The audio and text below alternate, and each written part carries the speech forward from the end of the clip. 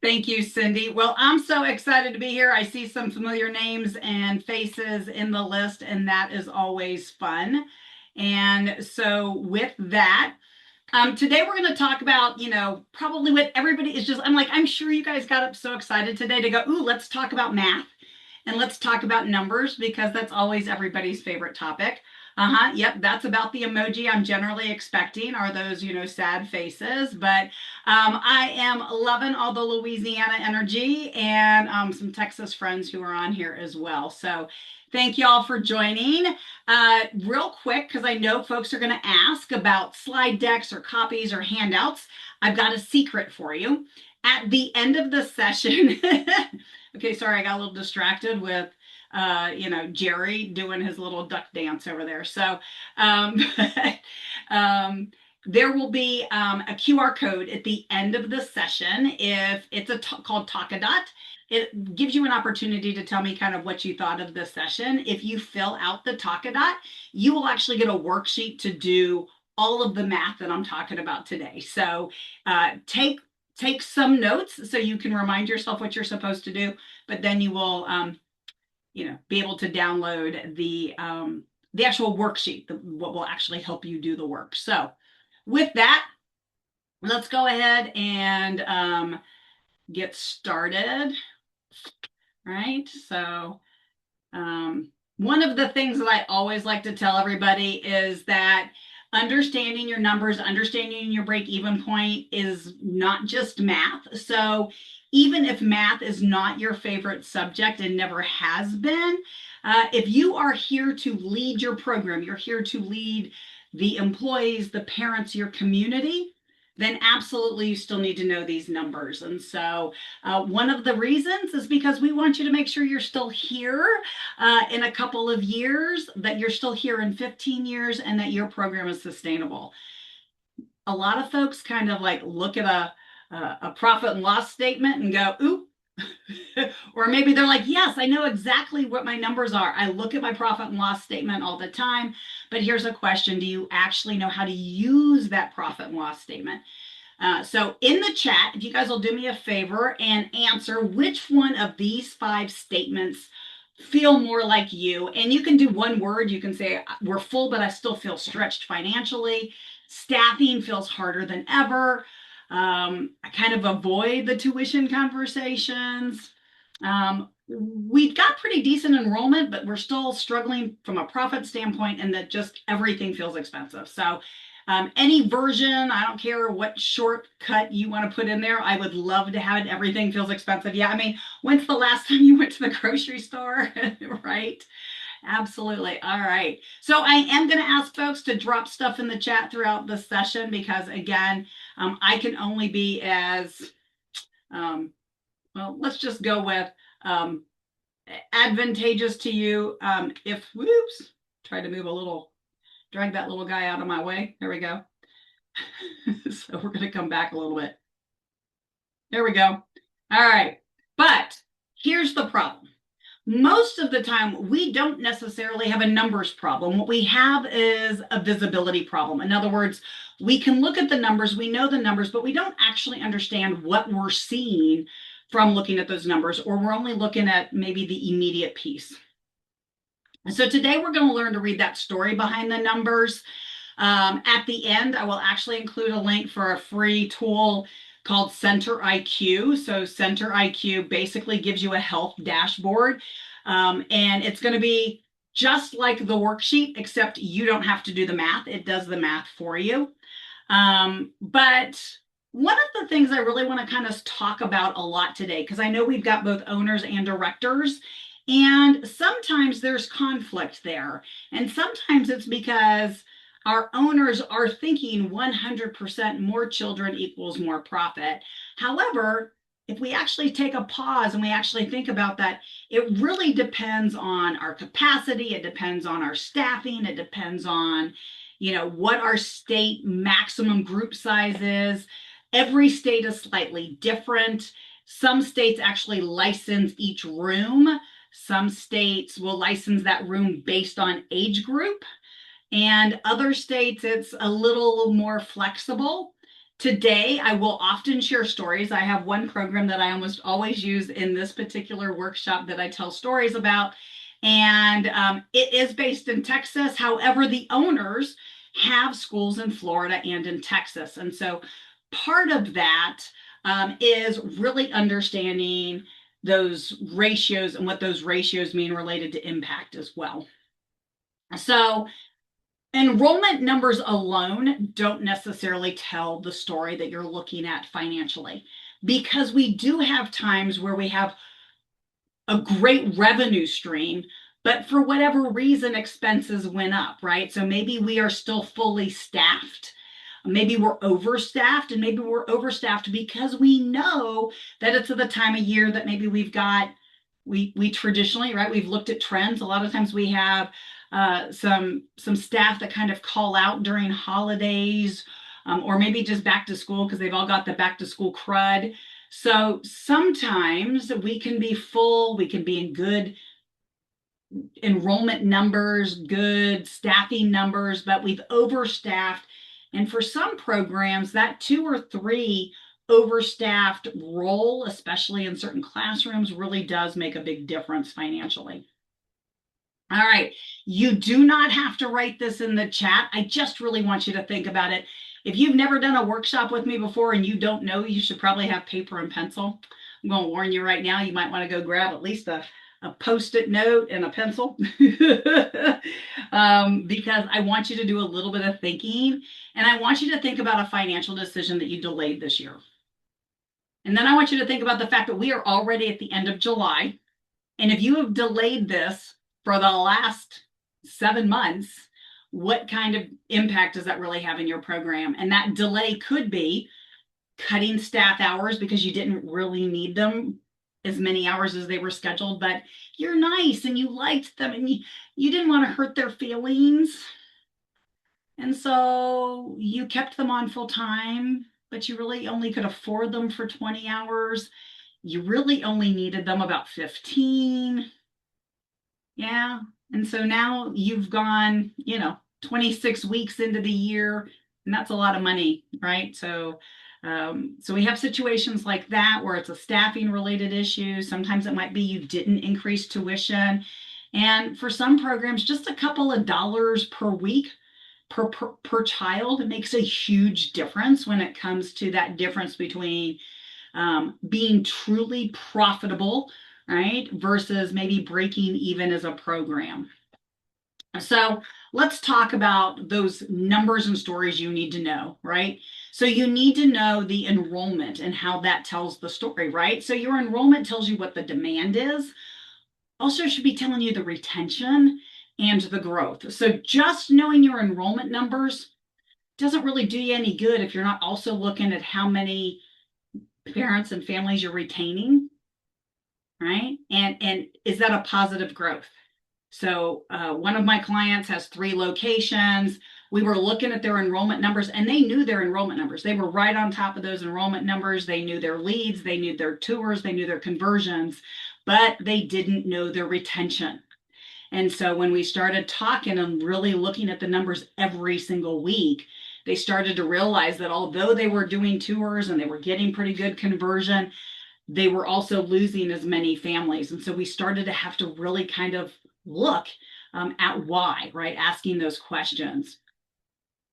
We also know that capacity makes a big difference, not just physical capacity, but staffing capacity.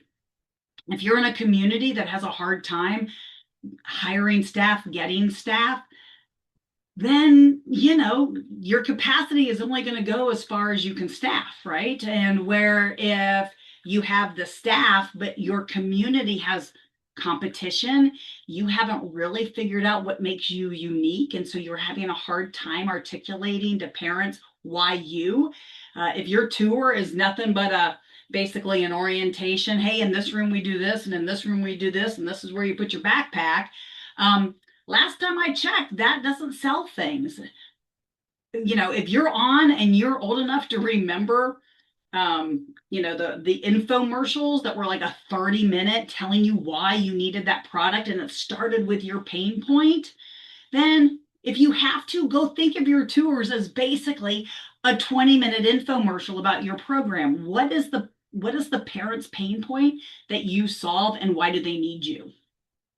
Okay. Payroll tells a story, right? Payroll will tell you how, are you perfectly, in sync? Do you have a lot of high paid staff? Do you not have high paid staff? Do you have an appropriate kind of ladder for folks to grow and really get excited about? Or do you have like one staff per classroom, and as a result, your burnout is getting really, really high? So you've got kind of that revolving door, right? Hopefully you know your payroll number. Hopefully you know it not just in numbers, but you also know the percentage. Okay. What is your revenue per child? Do you actually know that? Again, having worked with clients over the last 25 years in this industry, well, actually in this industry over 30, but helping folks from a math standpoint really try to figure out what is the revenue per child, and is that really consistent in every room? When's the last time you took a micro dive into children's tuition and double checked what you have on paper that they should be paying, what you have in your head they should be paying? Do you have discounts? Were there people who somehow your software forgot to give them to increase their tuition? So all of a sudden you discover you have this family of 3 kids that never got the 10% tuition rate because you just assumed the computer knew better. Technology. Right. And then finally, we need to look at program mix. Right. So we need to know, do you have a whole lot of infants that are really right now your Costco chicken, right? So for a lot of programs, infants, young toddlers may never truly break even, and they may on some levels cost you money, but that means that you know that you get to keep that family. Your retention is high, and you know that family is going to stay with you until those kids are 11. That's what you want, right? That's where you get excited about looking at the lifetime value of a family, right? So you've got to know your program mix, right? And so that's where that revenue comes in. Break even tells a story. How much room do you really have? What happens? If you have a lot of your families all from one employer, what happens if that employer does a layoff, if that employer changes shifts? What happens if a local elementary school closes and moves, right? How does that impact? Do you really have the room to kind of handle something like that? Okay. So in the chat right now, I want you to know which of these numbers you absolutely know immediately. Like you don't even have to, like you might have to pull it up in a report, but you know exactly what report, and you know you could get me those numbers literally before, I don't know, say within the next 2 minutes, right? So just give me the first letter. If you know your enrollment, your capacity, your payroll, your revenue, and break even points, awesome. Drop that in the chat. If you only know one, type in an E, type in a C, give me a P, give me an R, give me a B, right? So, think of it as a little cheer squad, if you want to, right? Uh, so B, C, E, C, got some P's in there, enrollment capacity. All right, so just so you guys know, you guys are not the only ones, right? I've been doing this workshop a lot on a lot of different platforms for a lot of different folks over the course of the summer. And I will tell you, you guys kind of fit pretty much where everybody else does, which is almost nobody knows their break-even point. And even if they do, like the few people who knew their break-even point, they knew their break-even point on their entire center. They didn't know it by classroom. And so today we're going to talk about why. Okay. So good enrollment. It is enrollment season, right? All of you are getting ready. If you're not already in the middle of busy tour season, you will be within the next week. Some of you, those of us in the South where school starts like literally in the next 3 weeks, we have been full-blown tours. We are in enrollment mode right now. But enrollment is where that margin happens, and we have to be paying attention. We have to know when that enrollment is the right time to take one, okay? If you accept every person and every child in every classroom, It adds revenue, but does it add payroll or does it add staffing pressure? So here's the scenario I want you to think through, right? Because every time you have a family or a child come in, yes, revenue is added, but does it move the needle? Payroll is added. Which way does that make the needle go? And maybe it's not so much a needle financially, but maybe it's just the pressure. Maybe you have fairly young staff, and although that classroom and your state ratios say that you could have one teacher to 12 kids, if you've got a new teacher who's looking at you like you have lost your mind if you give them more than 10, what do you need to do to help keep that pressure under control? Because is it worth it to push it to 12 where they get overwhelmed and quit? Probably not, because now you're starting that whole hiring process all over again. But what do you need to do as a leader, right? So if it's an owner, do you need to have your directors do some real in-depth training? Could it be that really you just need a floater 2 hours a day in that classroom? Or maybe you need a floater 3 half hours in that classroom because maybe you need one to help with some key learning stuff, with some, if they're young enough and they're still doing diaper changes. If not, do you just need somebody to help them get everybody to and from the bathroom a couple of times a day? What is it that makes that difference in that pressure point? Okay. So I want you all to listen to this story because this is a real story. Okay. And I want you to think it through and I want you to decide what you would do. Okay. So you have a family walk in the door. You knew based on the tour or on the intake that they had 3 kids. So you have been really, really excited because you've got 3 kids coming in and you guys could really use 3 kids in your program. And so after having the conversation, doing the tour, doing everything, the family's like, yes, we want to sign up. And so they sign up their kids. Now, here's the thing that as a director, you might have actually forgotten to think about before even taking the tour, before even having the conversation with the parent, because you knew you had an opening in the toddler classroom and you were really excited because this was a young toddler. They also had an infant, right? So they've got an infant, they've got a toddler, and they got a 3-year-old. On paper, this looks really, really exciting to you.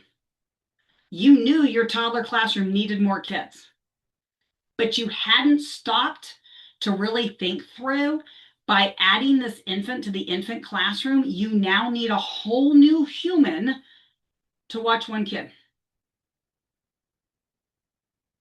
And over in the 3-year-old classroom, same thing. That 3-year-old now changed your state numbers where you had to have that next staff person. Now, for some of us, if this is July or August, we absolutely know that we can take that family and take all 3 of those kids with no problem because it's the time of year where we have an increased enrollment, right? So getting enough butts in the seats to cover that new staff person is going to be worth it. How many of you put a Y in the chat if you know for sure, without hesitation, you would have probably taken that family and you probably would not have necessarily done the math ahead of time because either maybe your software doesn't give you those reports or it wasn't a story or a narrative you actually ever thought about. So if you know for sure you would take that family, drop a Y in the chat.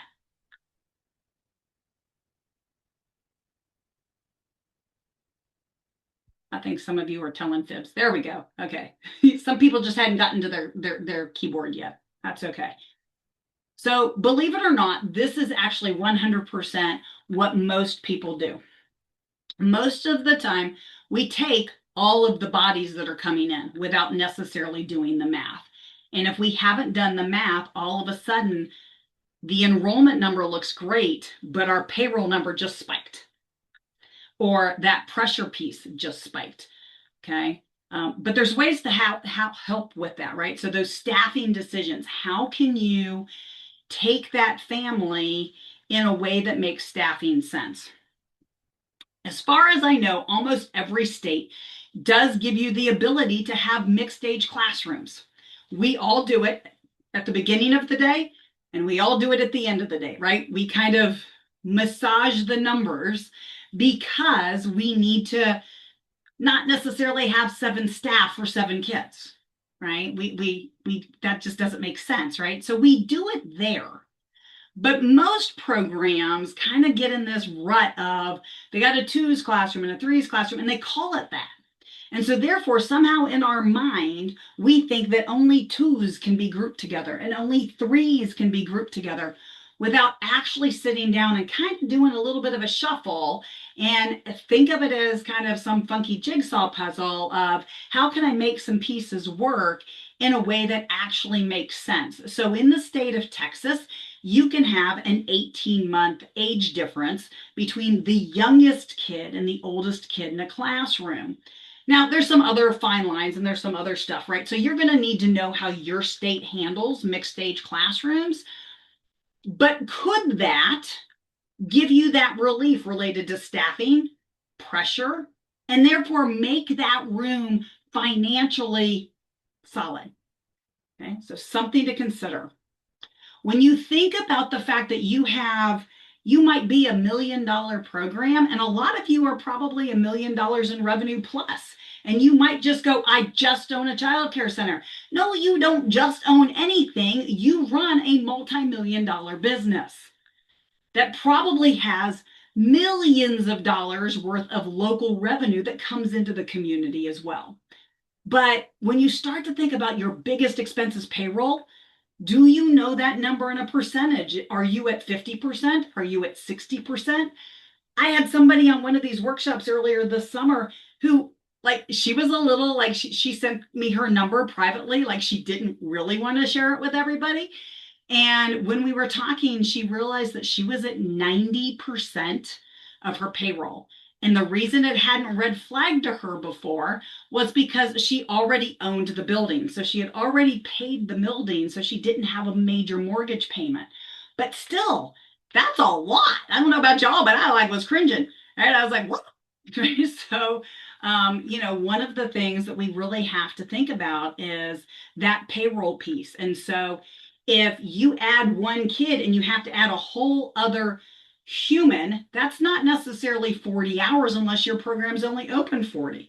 Or you have a kid that actually only comes 40, right? A lot of us have kids that stay 50 or 60 hours a week, right? And so it's not just a 40-hour staff person, it might be a 60-hour staff hours, right? That you have to add to payroll for one child.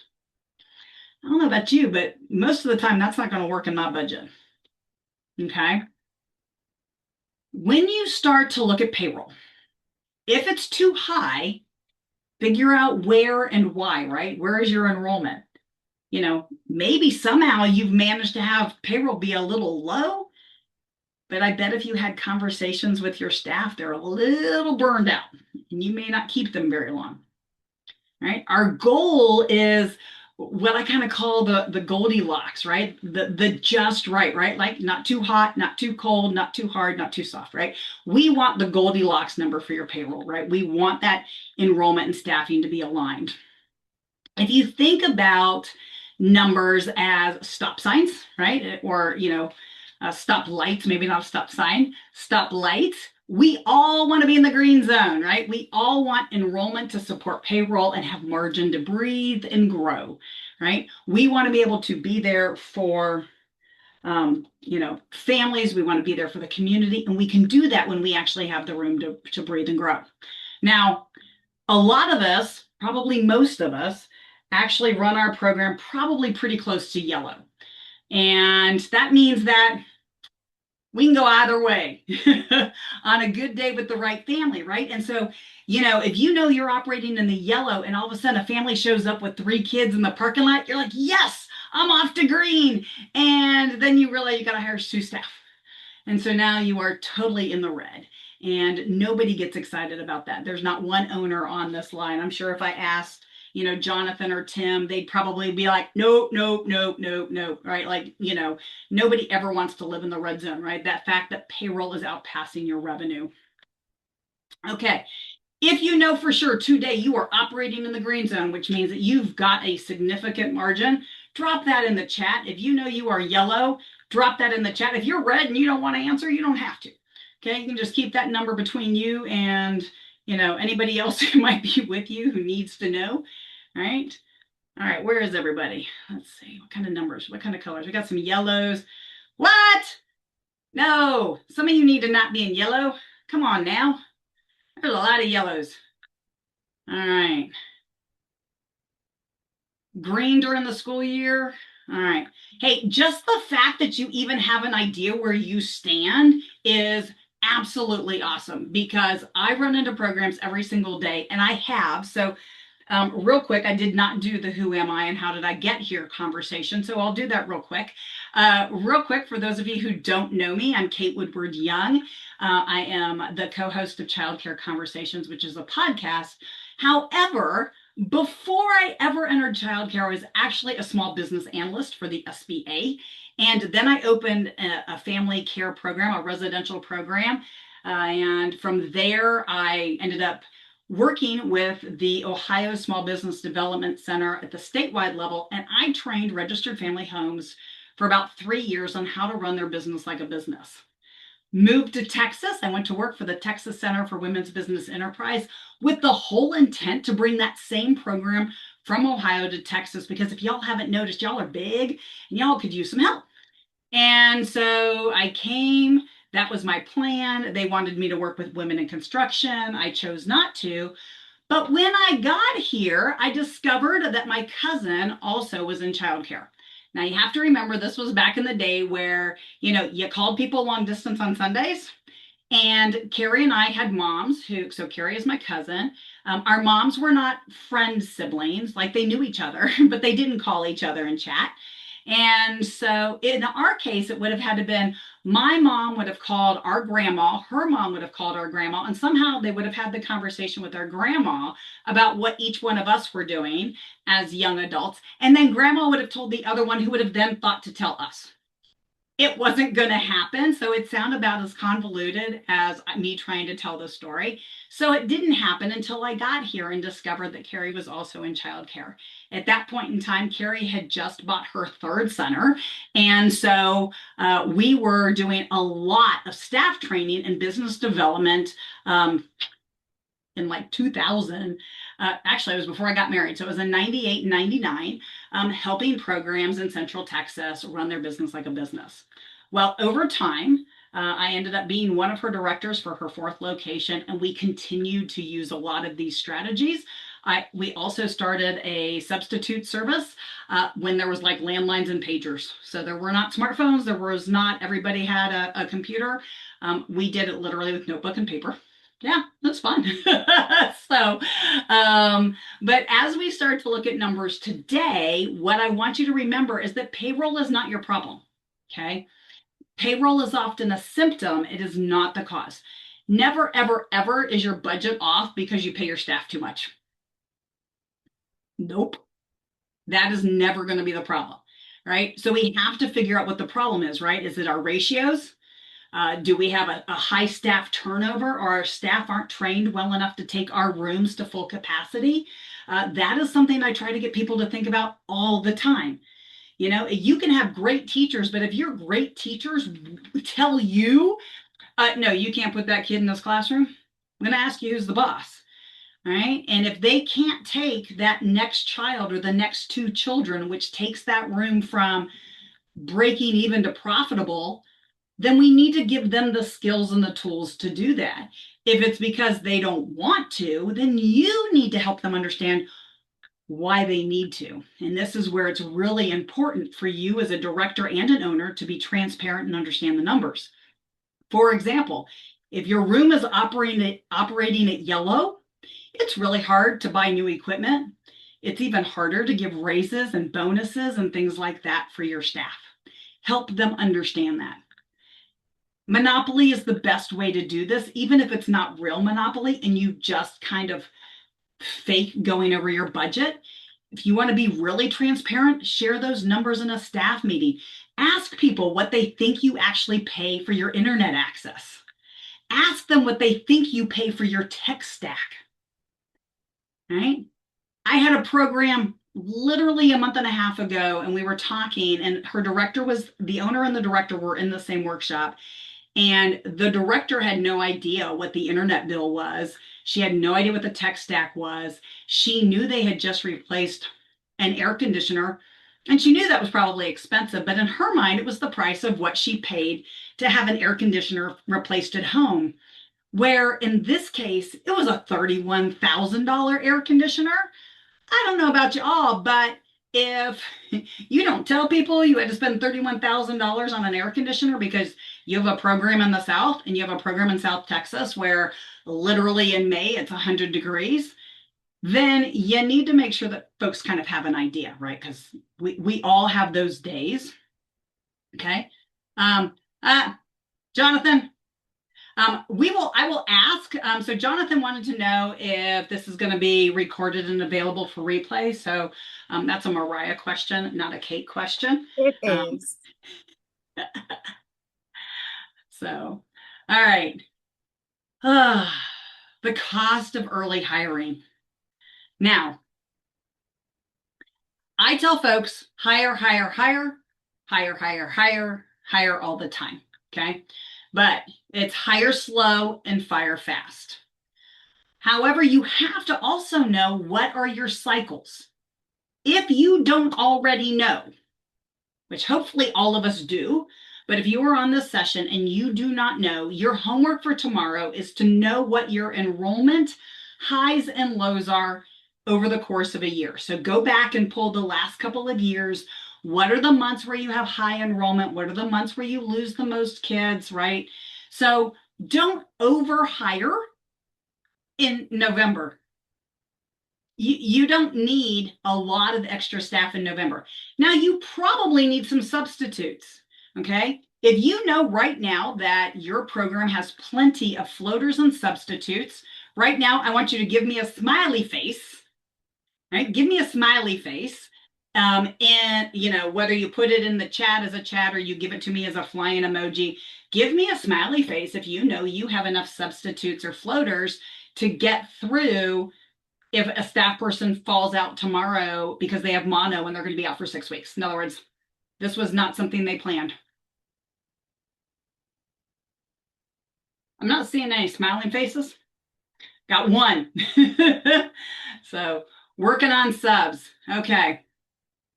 So here's the thing. My philosophy is that, and just so you guys know, once we started the substitute service, part of the reason we did is we had 4 locations, right? And in my 20s, and I won't say that I'm full of tact now, even in my not 20s, but I really had no tact in my 20s. And so if you're calling me on Thursday from the bar, and you're not going to come in that the next day, I'm not the person you want to talk to. Okay. So I made sure that my staff knew everybody's schedule. They had a list of names and phone numbers of the people who worked for them, and it was their job. If you were in the emergency room, I will find you a substitute. That's it. If you weren't in the emergency room or your kid was in the emergency room, it was your job to find a substitute and tell me who was coming in to cover your day. Okay. And I've operated that way for over 20 years. So if you are still taking Sunday calls, we need to fix that. And that means going and intentionally finding floaters and substitutes. That's part of the whole hire all the time. So if you're hiring all the time, you're going to come across, hey, you're going to get better. How many of you do something better once you've been practicing? If you only hire twice a year, you're not going to be very good at it. If you only onboard twice a year, you're not going to be very good at it. So take this as an opportunity to practice and get good at interviewing, get good at writing really engaging want ads, not job descriptions, and make sure you know the difference, right? So the early hiring is great because that gives you an opportunity to bring somebody in as a part-time staff person, a floater, right? Go find those moms who have early elementary school kids, and so they're home from 9 to 2 every day. Go ask them if they'd come float for you from 10 to noon or from 11 to 1.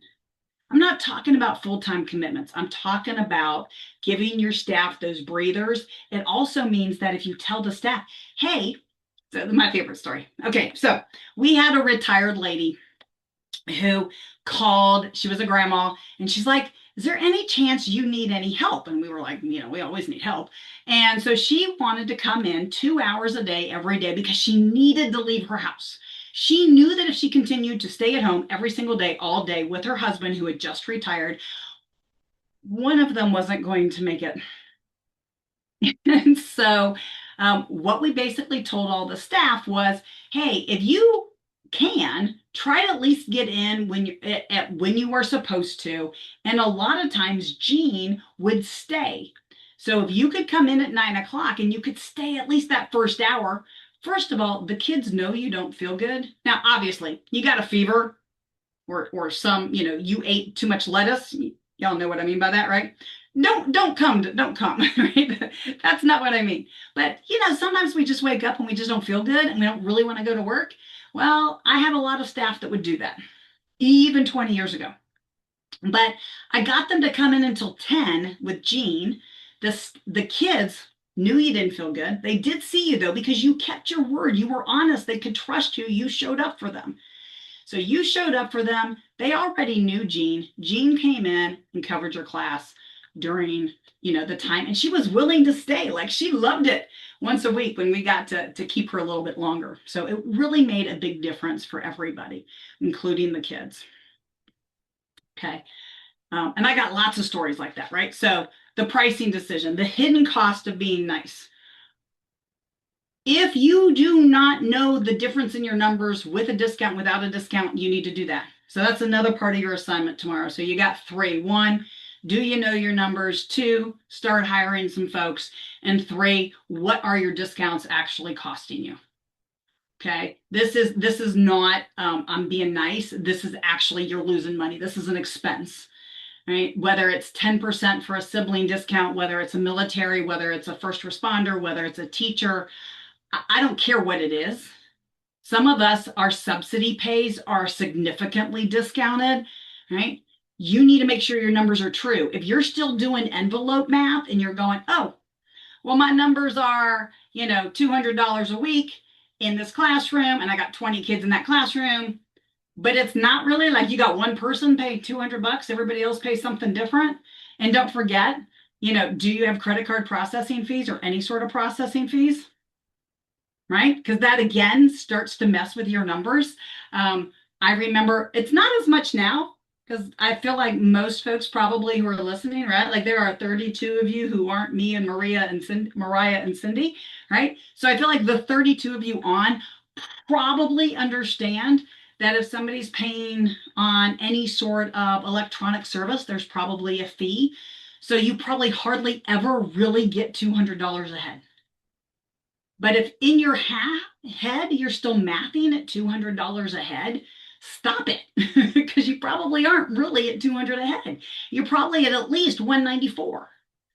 Okay, so I get off that soapbox. Okay, so discounts are just expenses wearing different clothes. Okay, ask yourself who pays less. Name every family who receive a reduced rate, a discount, or a scholarship. Make sure you actually know. I sat down with one infant classroom with an owner, and they had, because in state, the maximum group capacity was 10. However, it was, you still needed 1 to 4, so it was really 8. It was kind of one of those, they kind of fibbed with you. So really, so they're looking at 8 infants. Part of that was square footage. No, they had 10. The square footage was for 12. And so they had an owner who kept trying to put 12 in a classroom, which meant they always needed a third staff person. Anyway. We sat down and every single child paid a different amount. Okay. And nobody could actually tell me why. So make sure not only what is everybody paying, but why? Was there an intentional reason? Did somebody forget? Right? Does it still make sense? So in other words, a lot of times in 2020, a lot of us were doing a lot of first responder discounts. I'm not really sure why, because the first responders were going to need care regardless. Not that it should have been that we gave them a higher rate, but I think a lot of it us did it because we felt sorry for them, right? Like they're on the front lines, they're doing things that none of us really wanted to do, and we kind of wanted to keep our doors open too, right? So we wanted them to bring their kids to us, right? That's 6 years ago. Is that still why they got that discount? Okay. I got to ask you those questions. Okay. This is one of those reflection times, right? You don't need to drop it in the chat unless you think that others might gain something from it. What is a financial tuition decision, right, that you've delayed? Maybe it's an increase. Maybe it's, maybe you used to get a scholarship from your city, and so you used to have a scholarship because the city paid part of the fee. Maybe the city hasn't paid that fee in a while, but you're still giving the discount. Okay. If people are paying a credit card fee and you charge that credit card fee, absolutely. That's not an abnormal thing. You don't have to eat it. You can make sure that parents know. Okay. Some banks will not charge you a fee if you do an electronic funds transfer, or it's down to something really minor depending on how much volume you're doing. Again, when's the last time you stopped and looked? Right? This is becoming an incredibly competitive market, everything being digital payments. So if you haven't had a conversation with your bank or your card processor or the software you're using to take parent payments, definitely pause and go ask those questions. Hopefully, as the owner or director, whoever of you is on, you are not the only person. So even if you're an owner operator, hopefully you have somebody on staff who could cover for you while you literally sat down, stopped for the day, and made a few phone calls related to those little things. Think about all those little things, right? You got a 6% discount over here, you got a 3% credit card fee. All of a sudden, now most of your parents are, got a 9% discount, and you're still, in your head, mathing as if everybody is full tuition. Okay. This is just one of those things that you have to pause and think about. So we talked a little bit about classroom structure and how that can impact your staffing and that difference in payroll versus profitability.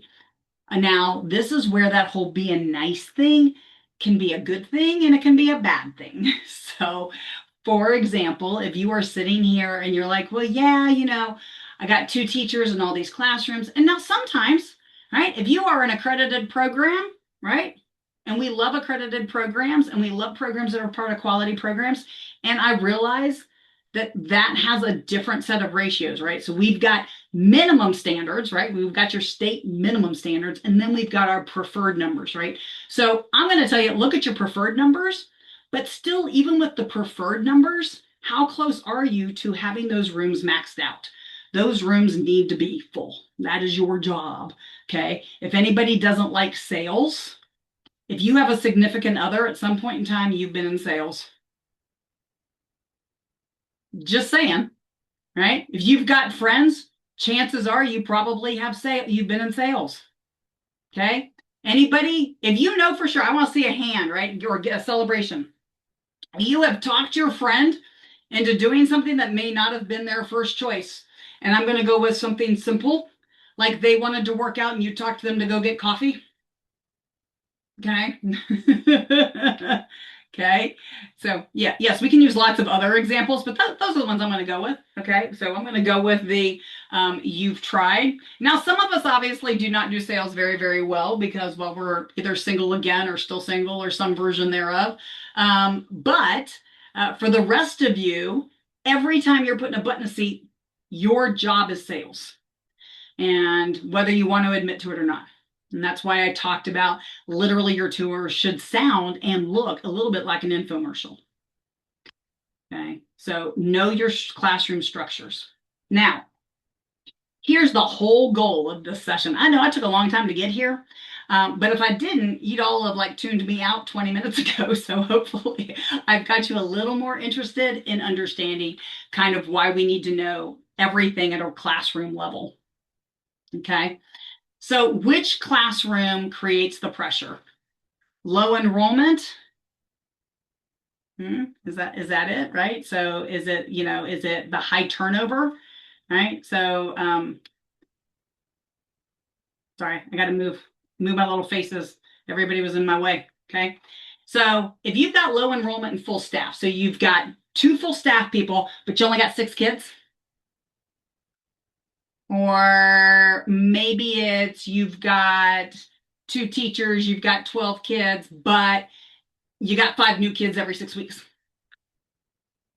Or maybe it is an underpriced room where tuition was set a couple of years ago, but somehow in your systems, because you've changed platforms a couple of times, or maybe somebody just reverted back, or you had a new staff person who was looking at a chart. They were looking at a tuition chart and they were loading the information, but it was the tuition chart from a couple of years ago, and you weren't actually stopping to look at, like, you're looking at your P&Ls, you're looking at your bank statements, but you hadn't actually stopped to look at what parents were being paid in tuition and what charged and what they were paying. Okay. So each one of you will probably have a different answer depending on what your strengths are, just as a human, right? You might, there's all kinds of reasons, right, to get to have pressure in your rooms, but these are the things that for most of you are going to be the three biggest reasons that your rooms are going to feel financial pressure. Okay. But what we really want are more rooms with opportunity. And I just love this little girl. I just think she's the cutest thing. She's like in every PowerPoint I do anymore. But you want that high demand wait list. Okay. If you've got a room that's full and you've got a wait list for that room, here's a secret: raise the tuition. Because really, those families aren't sticking around anymore. If that family needs to be there, they're going to go someplace else. Okay. Family retention, strong retention. This is the whole goal of your business. There is not a business out there that gets really excited about having to go get new customers every week. I want a customer and I want to keep that customer for life. You want those raving fans. You've been to that conference, you've been to that workshop, you've heard somebody tell you some phrase like raising fans, raving fans, or something about, keeping your clients, right? Or the cost of getting a new person. Okay. Family loyalty is huge. And if you know the lifetime value of your parents, then you're going to be more inclined to do whatever you can to keep them. Okay. What do I mean by lifetime value? So if the average family comes to you when they have a toddler, do the math. How much revenue are you going to get from them during their toddler years? How much revenue are you going to get them from 3 to 4? Then if you run a school age wraparound or summer camp program, how much are you going to get for them for after school? How much are you going to get from them on the Christmas week, the spring break week, the summer camp weeks? Now do that for kindergarten, first grade, second grade, third grade, fourth grade, probably maybe fourth or fifth, depending on how long people really stay. Okay. That's the lifetime value of your families. I'm sure that most of you have got a lifetime value of your families between 50,000 and 125,000. And I laugh when people tell me I can't afford to give them a t-shirt. My question is, you can afford to give them one, you should be giving them 5. Have those little kids wear your t-shirt 5 days a week. Why? Well, because then they don't look like this little girl. And they are now walking billboards. Their parents aren't going to change their clothes before they take them to the grocery store or before they take them to some after school activity with one of the siblings. Okay. And make sure you're aware of what your ratios are. Just because your teachers want 2 staff all the time in the classroom doesn't mean they need or get 2 staff in the classroom all the time. They don't need 2 staff when they're sleeping. Okay, some of you have states where that is required. For the rest of you, if it's not required for either your accreditation or your state minimum standards, you have to ask yourself why. Is it because your staff aren't there yet? Then what do you need to do to get your staff there, and how long is that going to take? What is your plan? Okay. Now, you all know I'm going to love my ducks, right? So if you have some ducks and you've got to figure out which way you're going, right? Are you going to go right? Are you going to go left? Are you going to go straight? Right? It only takes one duck going the wrong way to all of a sudden create big problems in your program. Okay, let's talk about those infants and toddlers. Right, so that very first scenario I shared early on about the family with the 3 kids that showed up and you took them. Now, let's just say they showed up in October and you got really excited because it's right at the end of your enrollment season and you knew you could use 3 more kids. So you take those 3 kids and one of them's an infant. And this is a family that those kids are there 11 hours every day. So 55 hours a week.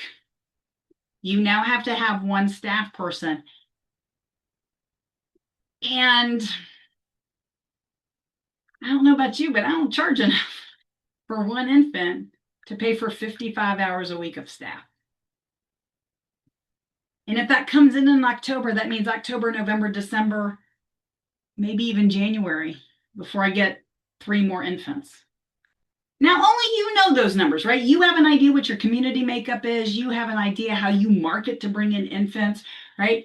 But like, I'd probably be more inclined to do that in July, and then I'd be out marketing the snot out of my infant classroom, right? I'd be at every OBGYN, every pediatrician. I would be making sure people knew I had 3 openings because I need 3 more infants because my infant rooms never made money.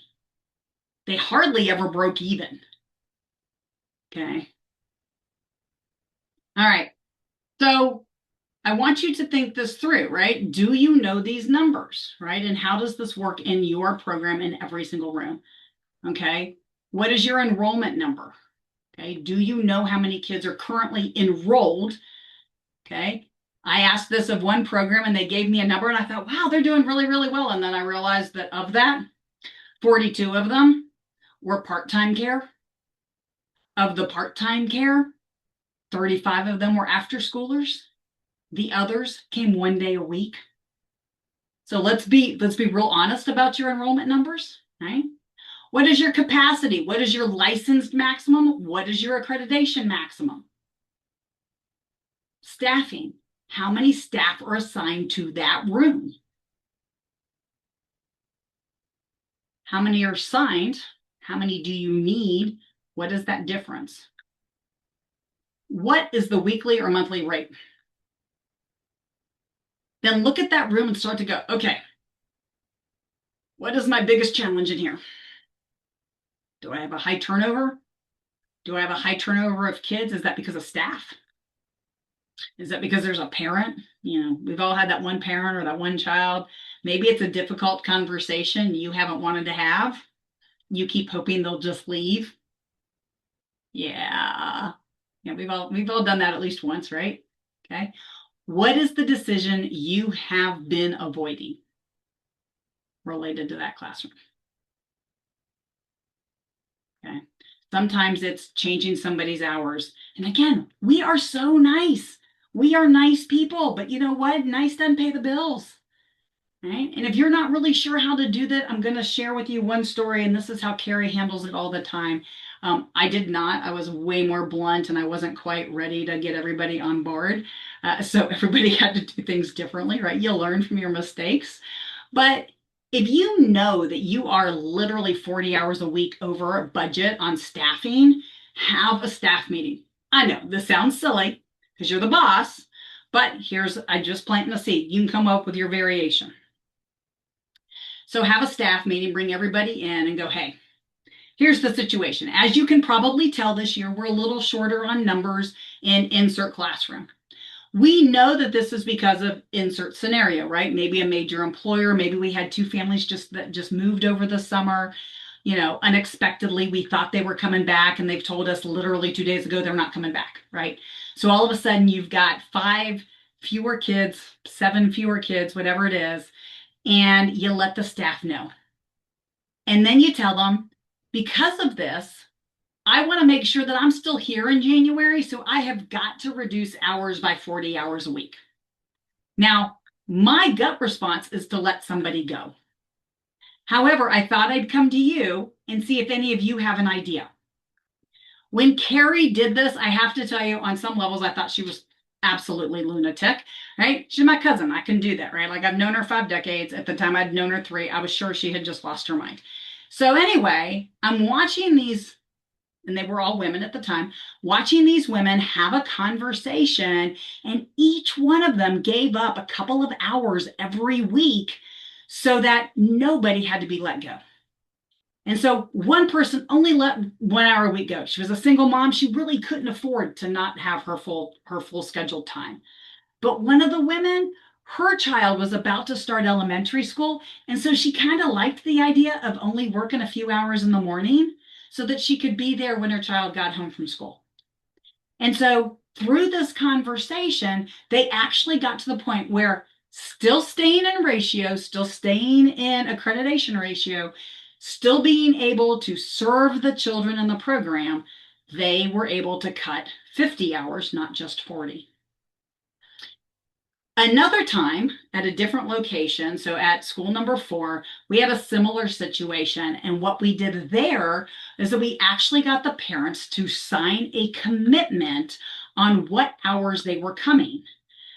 Because when Carrie first started her program and when she first got in the industry way back when in Texas, the subsidy program wasn't a 12-hour a day coverage. It basically covered the kids for 9 hours. And somehow along the line, that changed. And so Carrie brought it back. And this was about 2003. So in 2003, at that 4th location, we had parents sign when were they coming. And then we staffed according to that. And if parents didn't come and pick up at 4:30 like they said they were going to, even though we were open till 6, we were staffed based on that child being there till 4:30. They got late fees. We didn't wait, right? And we started those late fees immediately. But again, this was something that the parents were aware of. The parents thought was a good idea. And again, it was a way for us to adjust schedules, finances, and budgets without, and it being a group buy-in. It wasn't just Carrie woke up one day and said, okay, so lots of parent meetings, lots of staff meetings. Now more than ever, I'm all about, let's just go with an email. Okay. So right now, you guys are literally probably in total growth mode, but I want you to think about before the fall happens, right? So before you get too far in, because at some point in time, enrollment's going to stop, right? This fall, right? So I want you to think, what number worries you the most? What is the number you check first thing every day? Right? If you're one of those people that check your bank balance, you need an accountant. Okay, you need to understand cash flow. Okay, but maybe there's another one. Okay, maybe it's your payroll. Maybe you are a nice guy. What is the number you avoid? Okay, maybe you are very aware that you have a lot of extra staff. I've run into programs where some of their auxiliary staff work 40 hours. It confuses me sometimes. I don't know about you, but even when I had a cook who handled all of my CFP reporting and all my shopping and did all of that, I never needed a cook at my program for 40 hours a week. And I liked them, so I never really wanted to bother them. But again, so maybe the number that you need to look at is how many hours what staff are working, and does that really make sense for what they do? Okay. And then third, what decision have you delayed, right? Name it, write it down. My favorite, give it a deadline. Because it's one thing to go, yeah, I've avoided having a conversation with that staff person because she had been my assistant director. I moved her back to a classroom teacher and I didn't change her pay. I've changed her responsibilities and I've promoted somebody else. That was 6 months ago. Okay. Name it, write it down, give it a deadline. Okay. All right. So a lot of times I get people who go, oh, I want to do this. Can I have your slide deck? There's been discussion about whether or not it's recorded. I know Mariah answered that for folks. Pull out your phone. I know y'all have them. So go pull out your phone, take a picture of this QR code. If you need to, screenshot it, come back later. But if you tell me what you think of today's session, if you didn't like it, that's fine. Tell me. If you liked it and you want more, tell me that too. But if you fill out the feedback on this particular one, you will then get the worksheet to do all those break even numbers for your classrooms, because you need to know your classroom overhead. You need to know classroom overhead, add classroom staff, divide by tuition, and know how many kids you need in that classroom to break even, right? And so I want you to be able to do that. So I'm going to leave that up there for a little bit. We're not completely done. No, we're not completely done. If anyone has any additional questions for you, or if you want to continue the conversation a little bit more, we're happy to do that. We've got a little bit of extra time. But for anyone who does have to hop off, thank you for joining us today. And like we said earlier, this has been recorded, and I'll send the follow-up with resources after the fact later on There today. we go.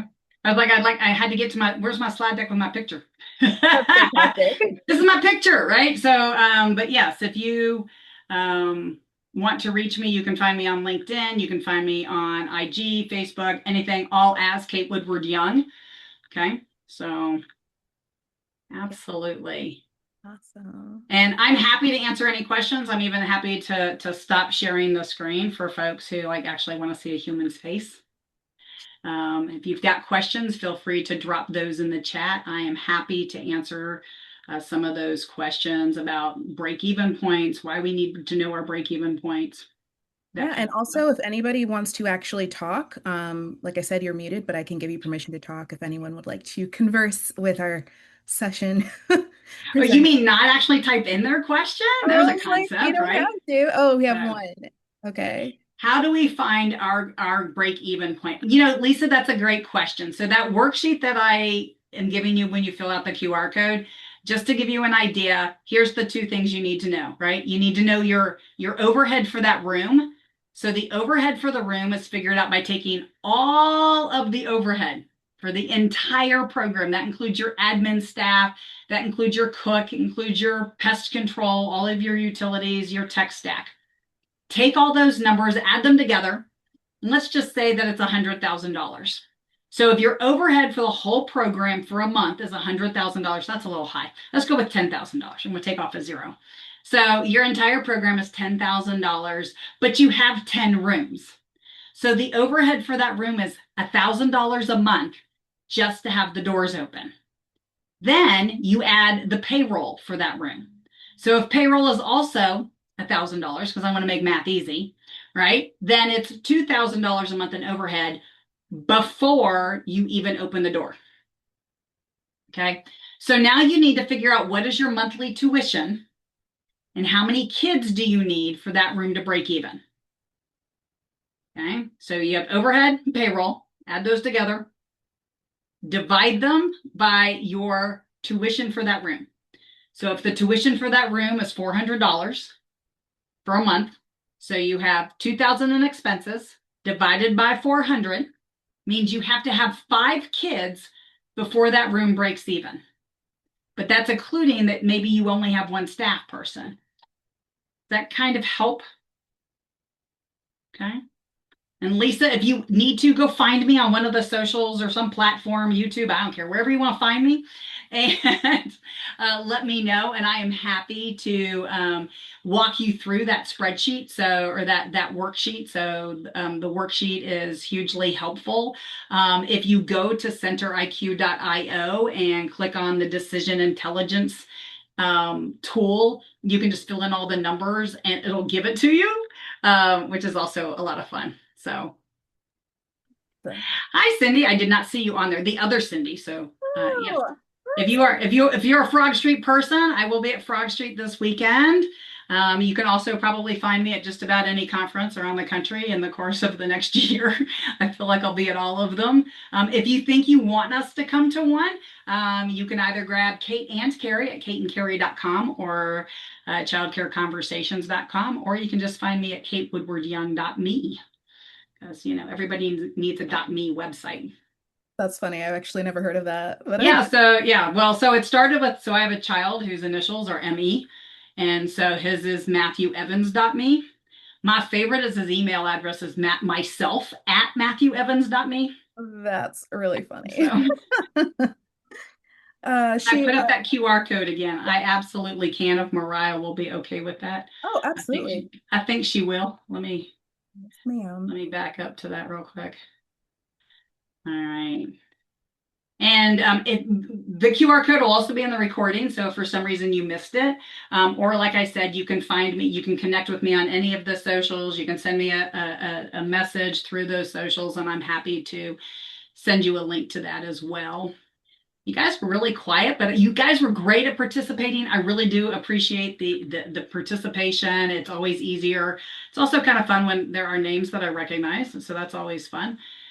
So, oh yes, so talk.ac, Kate and Carrie, and then it's going to ask you for a code, and the code is break even. So drop that code in. And I forget that sometimes we have folks that do these webinars, especially at lunch on their phone. So thanks, Mariah. I appreciate that. For sure. So, And I can also include that in the follow-up email for everybody. cool. Gotta love follow-up emails. Mariah's so on top of it for us. I do the best that I can. If there are no other questions for Kate, though, thank you all so much again for being here. Like I said, I will follow up. And hopefully you get to see Kate somewhere because she's everywhere. So thank you so much. Appreciate it.